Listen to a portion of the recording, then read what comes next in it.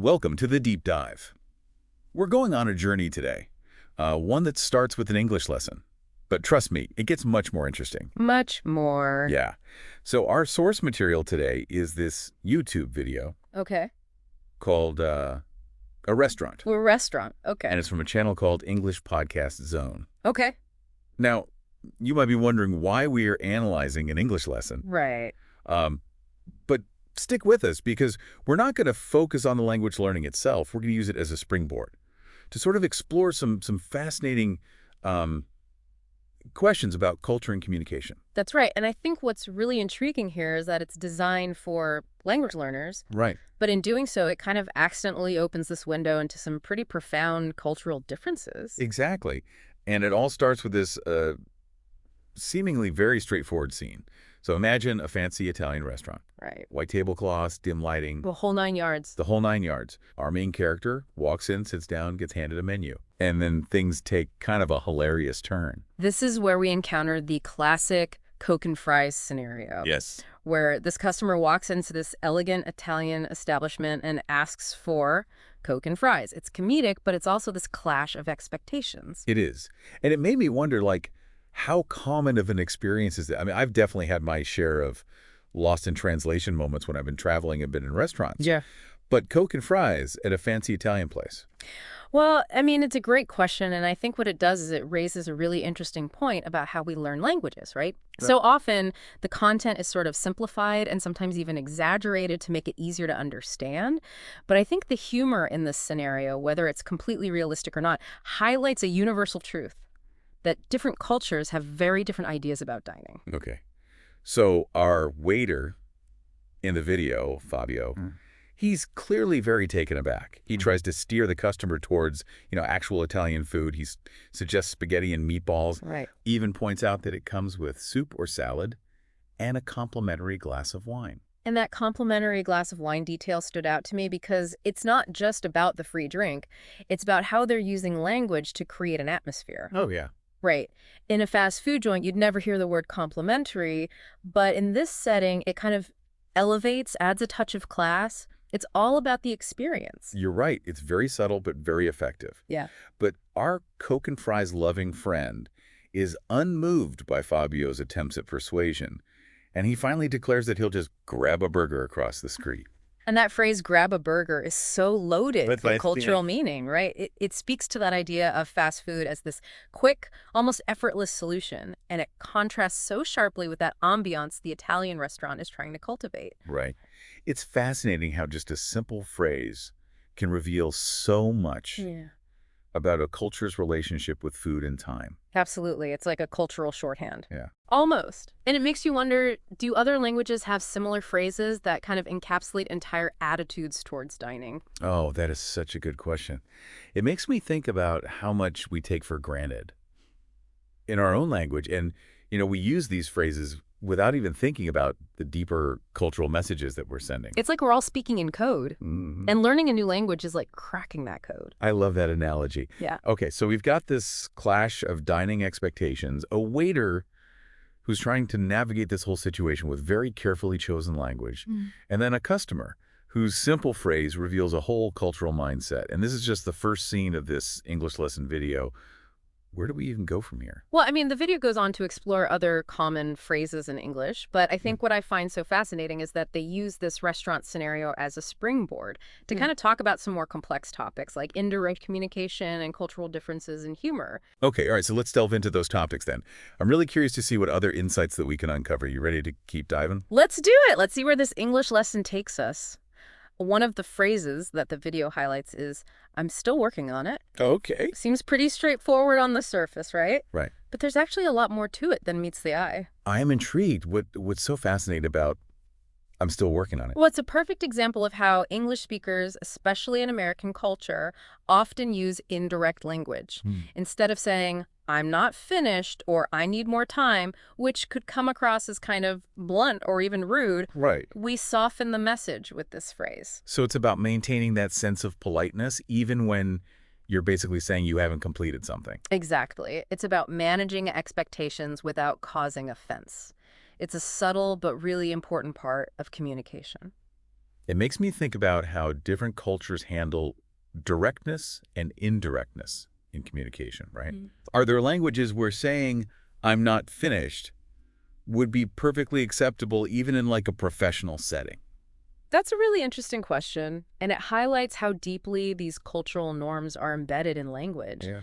What might be considered polite in one culture could be seen as rude or even confrontational in another. It makes you realize how much we rely on these unspoken rules of communication.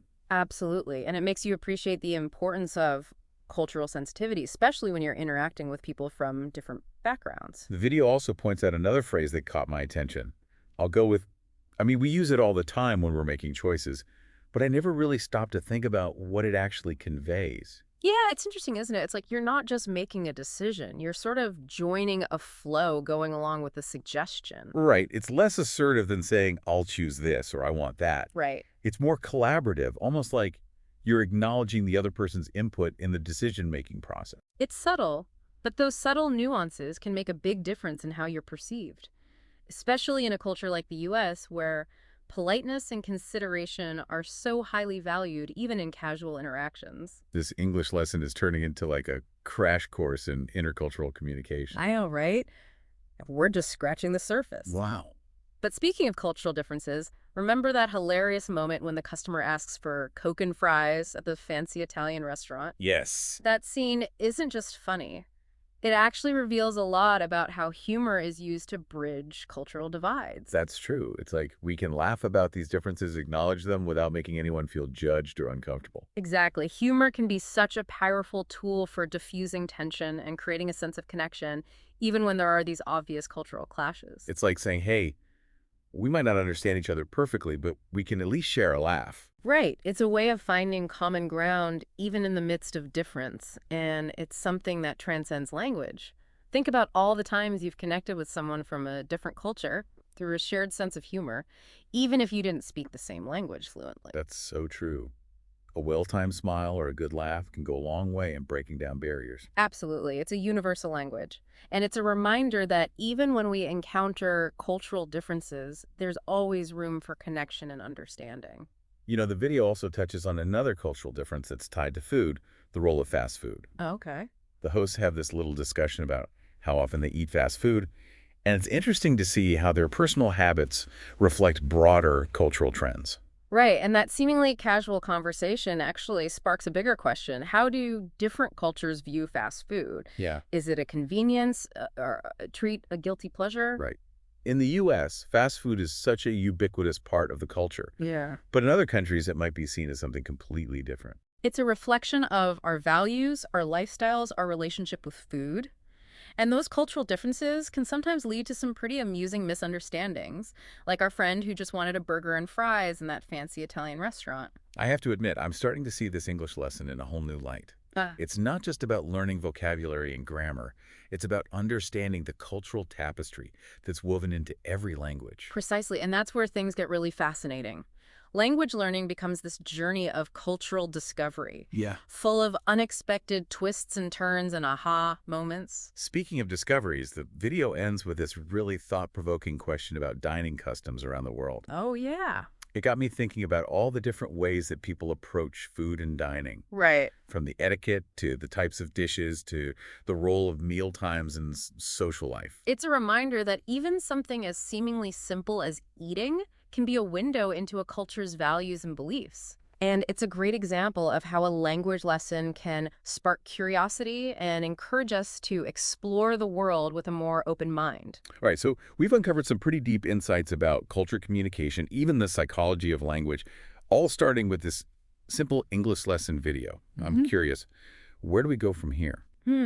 Well, one fascinating aspect of language that often comes up in language learning is this concept of idioms. Ooh, These quirky expressions that can be tricky to grasp, yeah. but they offer incredible insights into a culture's way of thinking and expressing itself. Oh, idioms. I love those. Oh, They're like little puzzles that unlock a deeper understanding of language and culture. exactly. So let's dive into the world of idioms and see what we can learn about the hidden meanings embedded in everyday language. All right, so we're diving into the world of idioms. What exactly makes them so fascinating? Well, idioms are these wonderful little bundles of cultural wisdom. Okay. And you can't just translate them word for word. You have to understand the story, the history, the shared experience that's kind of behind them. It's like they encapsulate a whole way of seeing the world, right? Exactly. And they add this richness and depth to language that you just don't get from the literal meanings. Okay, I'm ready for an idiom challenge. Hit me with one of your favorites. All right, how about this? Don't count your chickens before they hatch. Ah, a classic. Don't get ahead of yourself. Don't assume things will go your way until they actually happen. I feel like every culture probably has a version of that wisdom. It's a universal truth, isn't it? Yeah. We all have to navigate that balance between hope and realism. Exactly. Okay, give me another one. Let's see. How about to bite the bullet? To face something unpleasant head on.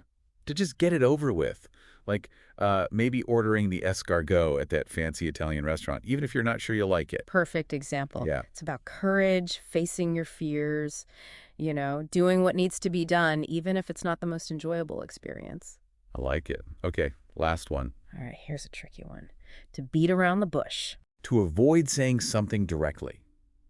To kind of dance around the topic. Like maybe Fabio in the video was beating around the bush when he was trying to subtly steer the customer away from the Coke and fries. Exactly. It's about indirect communication, but often with a negative connotation. Like you're trying to avoid something uncomfortable or you're not being completely honest.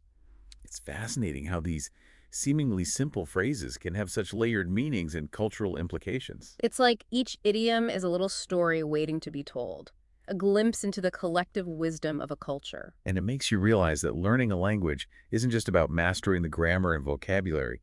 It's about understanding the heart and soul of that language, the stories, the experiences that have shaped its evolution. Beautifully said.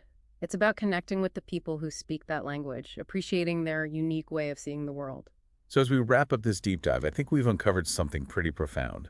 What started as a simple English lesson turned into this exploration of culture, communication, and the power of language to shape our understanding of the world. We saw how even the most basic phrases can reveal these deep cultural insights, how humor can bridge divides, and how idioms encapsulate a culture's wisdom. And it all started with a customer who just wanted a Coke and fries.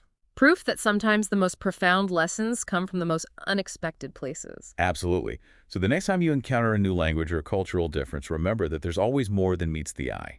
Embrace the challenge, stay curious, and keep diving deep.